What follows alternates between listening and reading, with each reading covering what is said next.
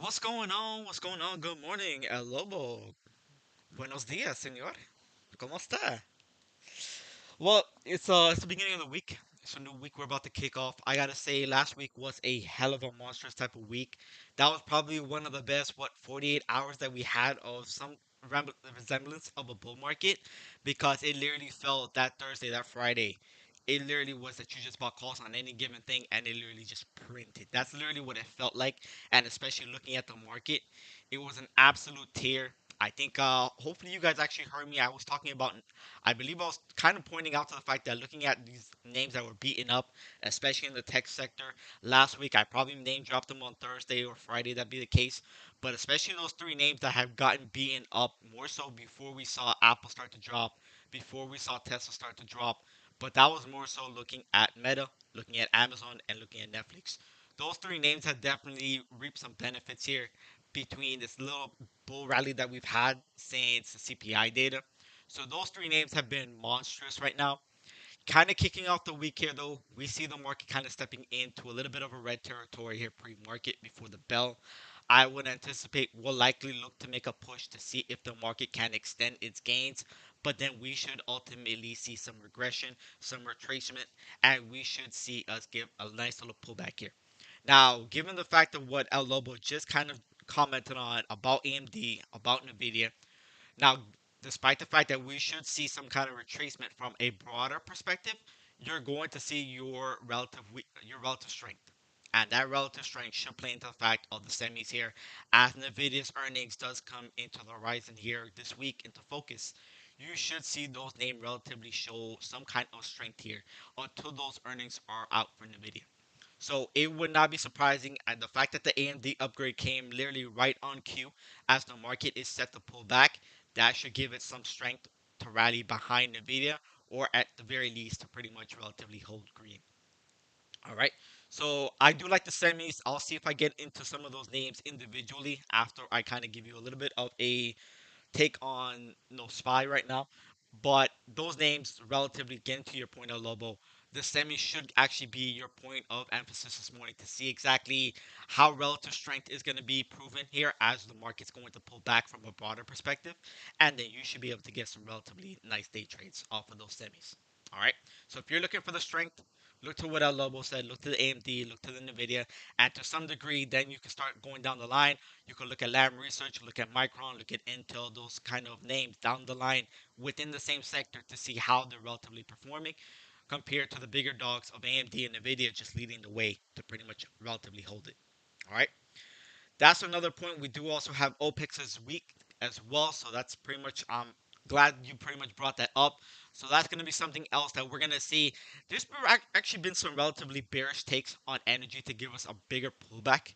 Now, it's going to be a little bit more hard to pretty much resemble the fact that we're going to get an oil pullback, as well as the fact that we should get a pullback in tech from a broader perspective. So that's something that kind of piques my interest right now with all the bearish takes that I saw going into end of last week for oil and the energy sector, it's going to be interesting to see if the tech sector and the energy sector actually pulls back collectively.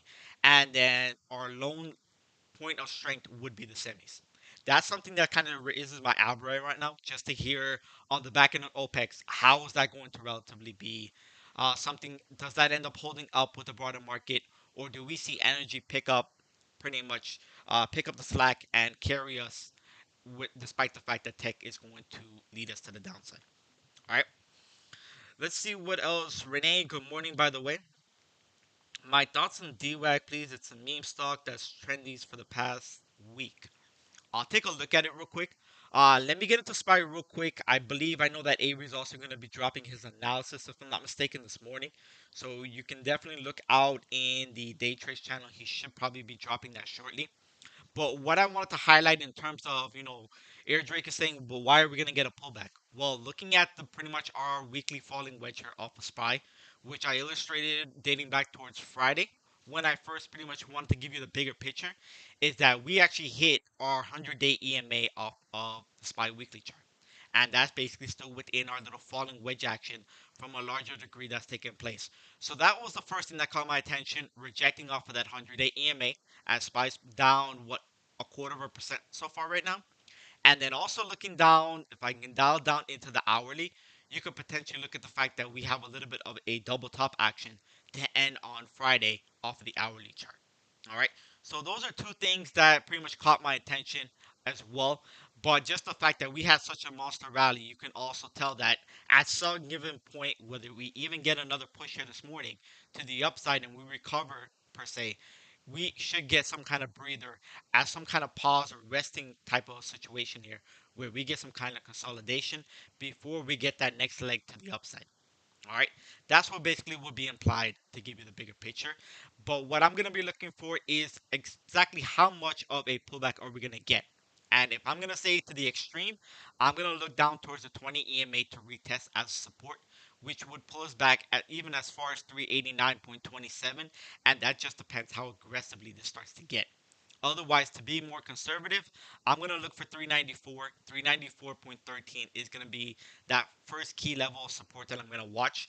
That would particularly just give me the fact that, all right, it's going to be a very brief dip and rip type of scenario in which we pull back to 394 and we're going to see the market take right back off from that level of support and we should rip right back to the upside. In which case, it would not be surprising that semis actually play a factor in that with Nvidia's earnings. And then OPEX is also going to have a great week in which we're going to see energy extend its rally as well. So those things kind of have to play in factor to this. Otherwise, if OPEX goes south, energy starts to go south, we'll see Nvidia's earnings likely end up dragging down the semis, and then tech is already on pace to pretty much give us a pullback, and that would extend the retracement down towards that 20 EMA. In which case, that would be my extreme at 389.27.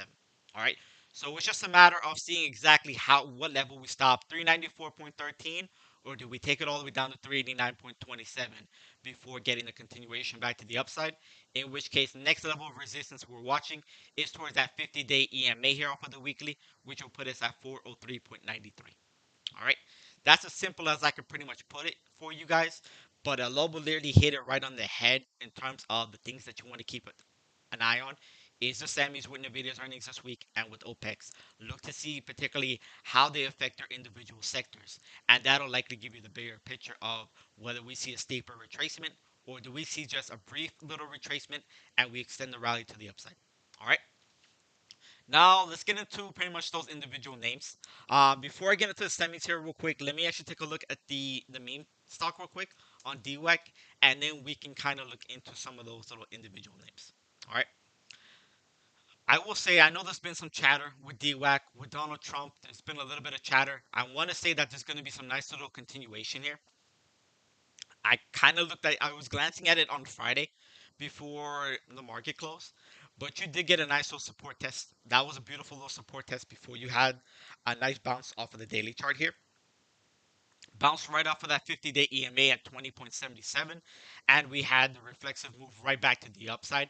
I would be watching for a break over 26.97 is what I have. So over 26.97, then we're going to start to break north, and we could pretty much look to test the highs. They're then dating back towards November 7th, and we will look to break north over 29.80. And then that's when you can start to get more of the gambling side of this situation because now, once you get over that, we break that high from November 7th. Now you can already clearly see what's at stake here. Pretty much your next larger degree target would be potentially at that 200-day EMA at 35.36. Am I going to tell you to go out there and just buy 35 calls, especially on the meme stock? I'm absolutely not going to do that. By the way, there is some decent resistance right around this 32 mark, so that's something that you would definitely want to keep an eye on. But 32 over the 32 mark, there's nothing but thin air taking this up to 35. All right. So if we were to reject to pretty much relatively make a higher high, 32 would be that spot to relatively make the higher high, then see the next pullback before making that next push to the upside. All right. Otherwise, you break to 32 again, 200-day EMA is what you're targeting. But here's how I would particularly play it. Like I said, if you're looking for the break over 26.97, you look to pretty much, I would say, get some 30 calls to maybe be a little bit more safer, closer to what the relative target is to make the higher high at $32 and send those in the money. But then once you get close enough to that $32 mark, look to rather secure your profits, and then you leave those runners. All right, that's going to be the most important part, especially when you're playing meme stocks. You look to secure the bag relatively quickly, and then you leave a runner or two, and you let that just ride. All right, that's pretty much the biggest key I will say, Renee, in terms of playing these meme stocks, and especially one like DWAC, which I know has been at given points, it's been relatively volatile because just as much as it pumps, it'll give it all right back. All right. So that's what I would say. But in terms of levels, that's what you're particularly watching for the upside. For this morning little pre-market push, I want to see this at least hold 2350. As long as you hold 2350 with any kind of given volatility, then you should be able to at least hold 2350 as a base, and you should see that reflexive move right back to the upside. And again, resistance to break out here is 2697 to get continuation to at least make that higher high up towards that $32 mark. All right. So that's DWAC that I covered. Lobo, let me actually get into the names that you actually kind of just name dropped here in terms of the semis being a focus here. Nvidia was one of them. The other one is AMD. I'll start with AMD given the fact that they had a nice little upgrade here this morning. But you are going to be pushing right in towards that 100-day EMA sitting at 95.97. That's where I would anticipate you're going to see that morning pullback. Could it be relatively with a broader market as we're going to attempt to recover this little morning pre-market action as we dipped. We'll likely see a little bit of an attempt to recover. We'll see AMD push right into that 100-day EMA at 75.97. I would anticipate if we're going to wick to the upside over that 100-day EMA, attempting to break north, it'll be over, potentially testing 77.15, and then we'll see whether we end up getting continuation over 77.15, or do we end up pulling it right back under that 100-day EMA, which should act as a resistance and then set us up for the next level of retracement back to the downside, in which case I would look to retest over, down towards 71.5 before the next leg higher. All right, but it's relatively going to be key if we can get over 76.15 and we see a continuation over that. That will set us up because there's also a nice little gap fill here as well. If I bring that to your attention, but the bigger thing is I don't expect this gap to be anything remotely filled until after Nvidia's earnings, in which case we're going to have to see Nvidia's earnings lift the broader sector to the upside here to a bigger degree. All right. But that's what I'm more keyed on is that 100-day EMA off of the daily here for AMD at 75.97, and then 76.15 is what I'm looking at if we wick to the upside here, that overhead resistance to see a continuation, or we break right back under that 100-day EMA. All right. So that's AMD. The other one you name dropped was also Nvidia, as this one's been showing that relative strength here, and it's been rather strong. I will say this has been monstrous. But what we're more keyed in on from a bigger perspective here, and this may not be in terms of an earnings run up, but more so again, similar to how I said with AMD pushing that gap fill on the back end of Nvidia's earnings, we'll likely see if Nvidia can test that 200-day EMA on the daily on the back end of their earnings. All right. So if I'm looking for a retracement, if I'm looking for support, that level of support that I'm particularly watching here is that lower end of 160. 160.26 is what I'm looking at. So 160.26 is the retracement. That's your support. Potentially an acting dip buy if we can see it hold at that 160.26 spot. And then I'm going to be targeting 168.48 on any continuation over Friday's high. All right. So that's what I'm looking at with NVIDIA to pretty much just keep it as simple as I can with you for that. Now, kind of getting into some broader things. I mean, of course, the headline this morning that's just circulating, that's giving us this little pullback here this morning, is basically the fact that stock futures fall following the S&P's 500's best week since June. And if you kind of heard me kick off live, I literally said like the past 2 3 days here that we had on the broader market literally felt like the best bull market type of action here that I've seen. Relatively, actually, I want to say since the beginning of the year that we've just been on a steady decline. It was literally just buy calls and anything and watch it rip. Especially those growth names and relatively those names in tech that have been beaten up, like I mentioned, the Amazon, the Meta, and the Netflix. Those three names have actually gotten so much benefit off of this little market rally. And you see those names actually holding up and pretty much propping us up so much more to a better degree of their fluidity intraday. It's just been monstrous. And I believe I saw Sig also highlighting Netflix literally back to back. That has actually been one that's the relative strength on Netflix has just been monstrous. I think every day it's been up about what, double digits the past 2 3 days. It's just been insanely crazy with Netflix, as that one's been pretty much a monstrous move. All right. As I actually get into Netflix, I can actually touch bases on that one. But what we actually saw for this one, I still have a nice little ascending broadening wedge that's taking place here on Netflix. I have support relatively right back down towards 283 low. 283 is what I have as my support right now. If we see any kind of dip, we see any pullback, 283 will be that first level support. But you also ended the day on Friday right at that 200-day EMA at 289.95. That's why it is relatively down about 0.5% here this morning. So that's your relative resistance that you're watching. Look to see if you can hold this 283 spot. If you can hold 283, then you know where that resistance is, and you need to break over 290 to then test your high dating back towards Thursday's pump, and that will push you back up towards 303 for continuation back to the upside. All right. So that's Netflix. Let's see what else there is that we can point to. We can take a look at the Tesla. And Tesla's been one of those names that, even though it's been up more so for the past 2 3 days, it has not been the one that's actually pretty much led this rally, if we want to put it to that degree. We've seen cases where Tesla has actually been double-digit days. It's been closer to about 20-point move on the day. That has not been the case for Tesla. So I'm actually interested once we get this little retracement to finish in the broader market, and we see the next leg higher for the market. I do want to see if Tesla is actually going to lead us to the upside here, in which case we're going to see this break convincingly over that $200 mark, and we push more aggressively. Otherwise, is it still going to be the Microsoft, the Apple that lead the way with those beaten up tech names? That's something that's going to be on my radar to see how that relative strength compared to relative weakness is going to take place once we see the next leg higher in the broader market. All right. But that's just something I wanted to pretty much give you an idea to be able to distinguish once we start to get that next leg higher in the broader market. All right. But looking at this for support to resistance, obvious resistance I'm watching here for that bigger breakout is over 199.93. We get that break over 199, we'll call it 200. Then I'm going to look towards that 200-day EMA to be tested at 211.58. And above that, my next level of resistance I have is sitting at 219, is that next spot that I am watching. All right. Otherwise, for retracement wise, I'm watching this to be a potential support test at 189. Below 189, then this takes us down towards 184 is what I'm looking at for your next leg to the downside. All right. So that's Tesla.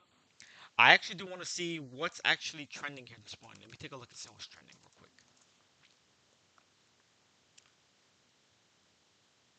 All right. So AMD, we covered that one already. That's actually trending with the upgrade that they had this morning. Apple's actually one trending this morning as well. Not certain exactly if there's any relative news on that one particularly, but Apple right now is just sandwiched. That's why it wasn't something that was too much on my radar here this morning. It is sandwiched between that 100-day to 50-day EMA here off of the daily chart, in which case you're looking for the break over 150.55 to test the 200-day for a larger degree move to the upside, or you're looking to test support at the 50-day EMA at 147.67. So a little bit of a tight range in my perspective here for Apple. That's why it wasn't very much on my radar, even though it does look like it's pretty much trending here this morning. It's not one that's on my radar here. So I want to see us kind of break out of this range. Either we break to the upside here over that 100-day EMA over 150.55, and I will look to see if I'm at 150 calls to test the 200-day at 152.20, or vice versa. We break under the 50-day EMA under 147.67, and my first target to the downside would be at 145.31. All right. So that's what I'm going to be looking at for Apple. But I don't relatively like the tight range here. I wouldn't want to see it break either north or south, either over that 100-day or below that 50-day on the EMA. All right. Cass, what's going on? Good morning. AA, what's going on? What's going on? Good morning, guys. If you didn't catch what I was pretty much saying here this morning, we do have OPEX this week. Let's see how that responds with the oil sector, energy sector. Let's see if that pretty much picks up momentum for SPY to kind of hold us up. That'll be something that I'm going to be watching. We have NVIDIA earnings that's on Spotlight this morning. Let's see how the semis, if they continue their earnings run up for NVIDIA and as a sector, pretty much completely. Do they end up holding up until at least that earnings is from NVIDIA? And if on the back end, do we continue the rally or do we see the semis sink to the downside? That'll be something else that's on the watch list here as well this morning. We did have the AMD upgrade here as well this morning, so if you didn't catch that, otherwise, I'm anticipating a morning, well, not necessarily just a morning pullback, but we should get a pullback here between today, likely going into tomorrow. We should get a broader market pullback that I am watching, and then that's going to be the fact of whether we can hold and get our next leg to the upside, or have we seen maybe even the top of the market here off of this rally. All right, what do I think of UAL and Square? Let's take a look. Let's see what's going on with them. First one you mentioned was UAL. If I'm not mistaken, that's United Airlines. Yeah, it is United Airlines. Let's see what's going on with it. So it looks like your level supply that I'm watching right off the bat here, sitting right at 46.5. That is your level of supply that I would be concerned about. In terms of support, I would be watching support down towards 43.64. 43.64 is what I'm watching for support. So look at that 43.64 can hold that support here. And that would be where I would say look to potentially look as a dip buy for that. If you could hold the 43.64, then you want to see us break over Friday's high, over 45.41. And that will push you in towards your supply that I'm watching at 46.5. All right. And that's as simple as I can pretty much point it out for you. All right. If you can't hold that 43 level, then that's going to take you right back down towards that 20 EMA, and that'll be down towards 41.42, in which case it's going to be a larger degree pullback.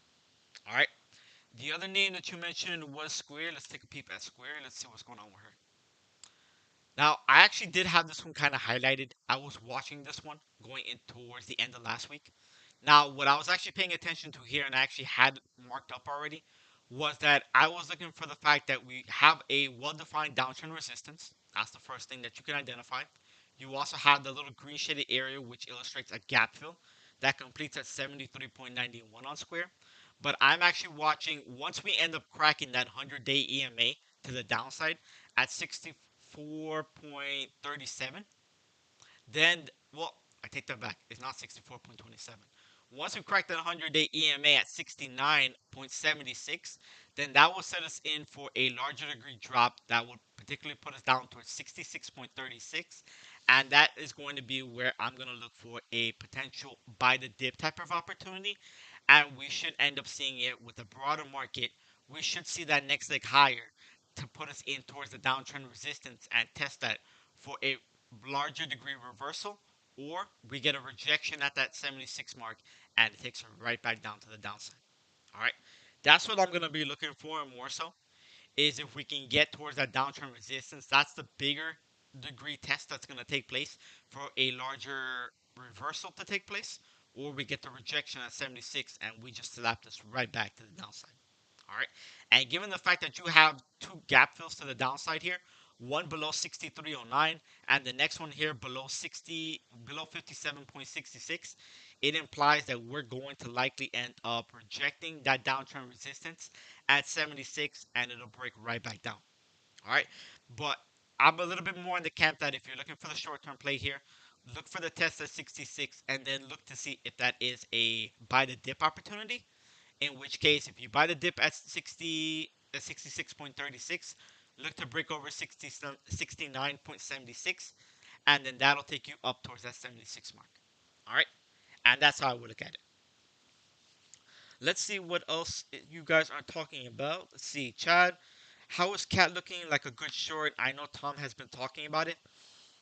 I've been in chat with Tom actually about Cat because I hadn't looked at the chart within about the past week or so, because it had a monstrous move that took place. It was actually one of my favorite setups that I will actually pretty much pull up the chart, and if I pull it up, you will likely even know exactly what pattern it is that I'm talking about.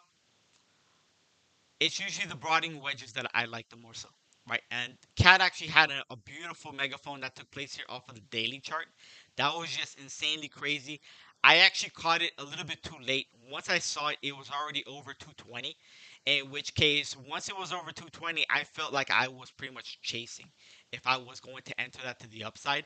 But knowing the fact that where the resistance is pretty much lying right now and how close you are to the resistance, I do fall into the camp chat of agreeing with you in terms of potential short.